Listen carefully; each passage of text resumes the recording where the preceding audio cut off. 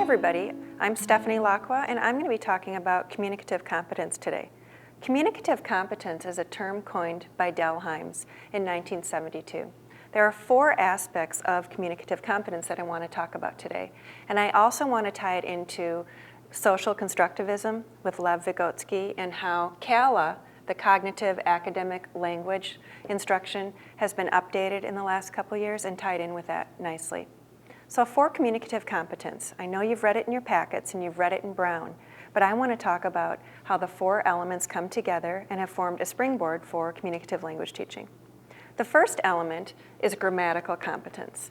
Grammatical competence was kind of started by Chomsky and his whole idea of rule governed, or kind of the little black box he talks about, the language acquisition device, the LAD. The LAD was pretty specific because he had the idea that genetically we're all born with this black box and we have the capacity naturally to acquire language. Well, Del Hymes was a sociolinguist and he wanted to expand on Chomsky's idea of the LAD, the rule-governed idea of language acquisition. So grammatical competence is the first step, and that's basically the morphology, the syntax, all of the grammar in the sentence level that we have learned in traditional models, like grammar translation and so on. But Del Hymes went on from there. He went to discourse, the second one, and to the socio-cultural element, and finally to a strategic. The discourse element that Hymes talked about, and also Savignon contributed to, is intersentential. And basically what I mean by intersentential is communication beyond that sentence level. So the intersentential could mean email, it could mean conversation, communication, but again, multiple sentences and bringing in the context of other individuals for communication. So first is grammatical, and second is discourse. Del Hymes went beyond that. He went beyond to the socio-cultural element. And this part is the important part that involves interaction and context and other students in the classroom. Practicing the socio-cultural element meant bringing in cultural things and having students practice it so that they have the ability to communicate in a natural context. The CALA model, which is more cognitive and academic, it's focused on formal instruction. The socio-cultural element, for example, in the Spanish language, it's more formal. We have certain types of grammar and addressing for formal versus English.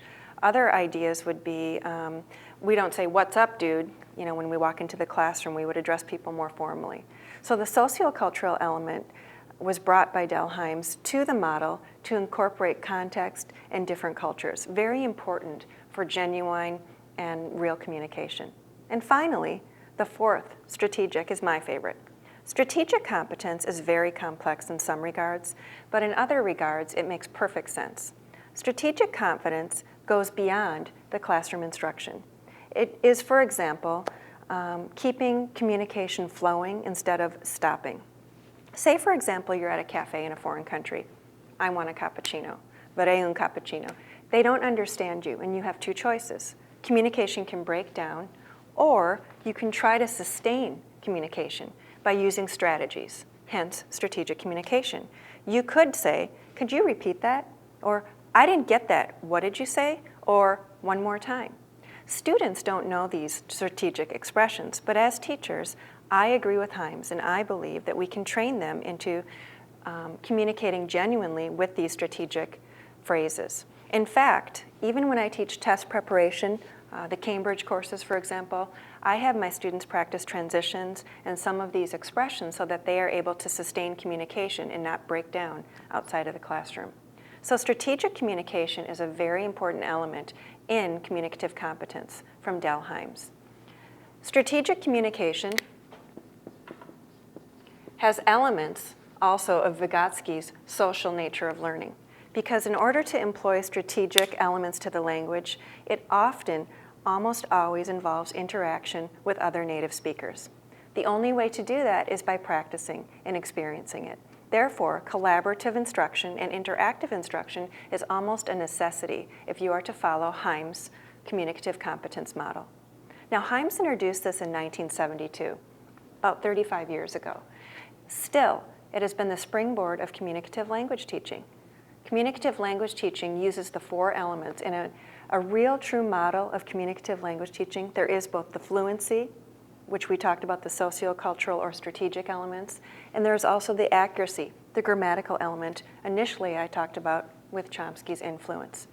Balancing these 2 is not an easy act, but both fluency and accuracy are equally important components in the classroom.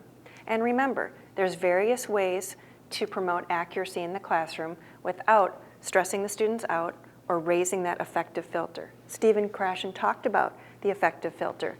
He talked about keeping the students' anxiety low and having them have no stress or little stress so that they can really participate in the classroom. So I believe that you could have, for example, delayed feedback. You could have peer feedback. You could even have feedback where you ask rhetorically to a student. So there are ways to promote accuracy without sort of shutting the students down or being really strict about it. The most important thing is to be cognitive of error correction and your role as a teacher in error correction. Balancing fluency and accuracy, once again, is the true model of communicative competence.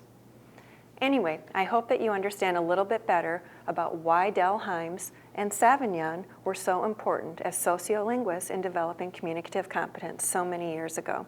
Without their model, communicative language teaching and even collaborative language learning and social constructivism would not play such a vital role in language learning, language acquisition, and mainstream teaching today.